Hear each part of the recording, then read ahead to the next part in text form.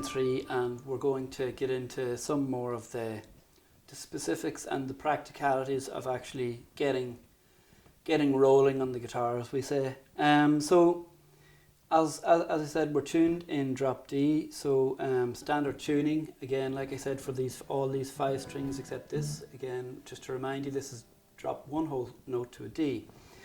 So in Irish music, quite a high proportion of the music is played in the key of D major, and this coming from instruments like the violin, the fiddle, and the uilleann pipes, and the accordion and banjo and things like this. So on guitar we must follow suit. So we have just tuned to a low D, and hence D is the most popular key. So we're going to do some stuff in D for you just to get started.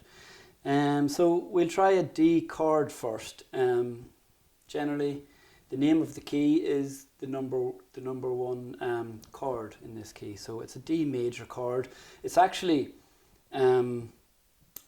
quite a stretch, so we have to get used to this.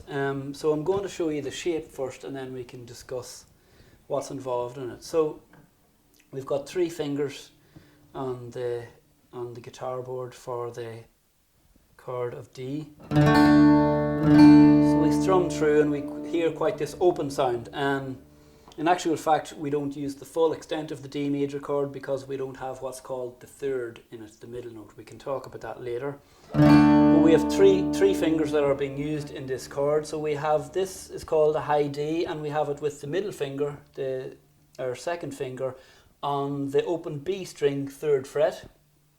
We have our 1st finger on the 2nd fret of the open G string, so that's the 3rd string from the ground.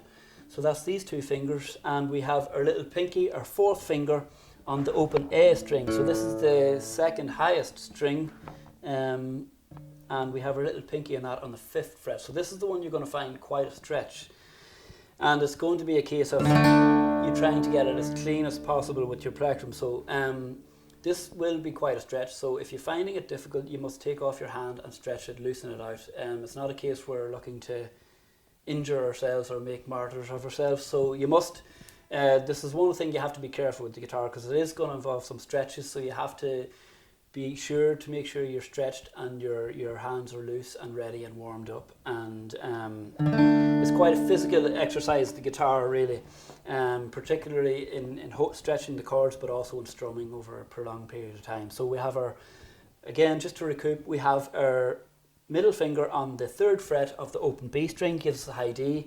This 1st finger on the 2nd fret of the G string gives us an A note. And then we loop our pinky finger up to the 5th fret of the low A string, and that gives us a D note.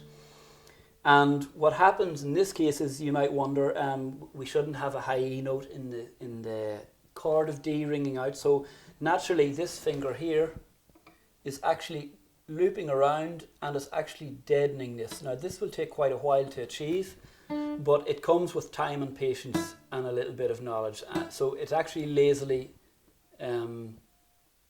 mutes out this string. So one thing to watch out for as well is that, and this will come with time, is that make sure that the pinky finger isn't blocking the string underneath. So that this string, the D underneath this D note on the A string, is ringing out clearly.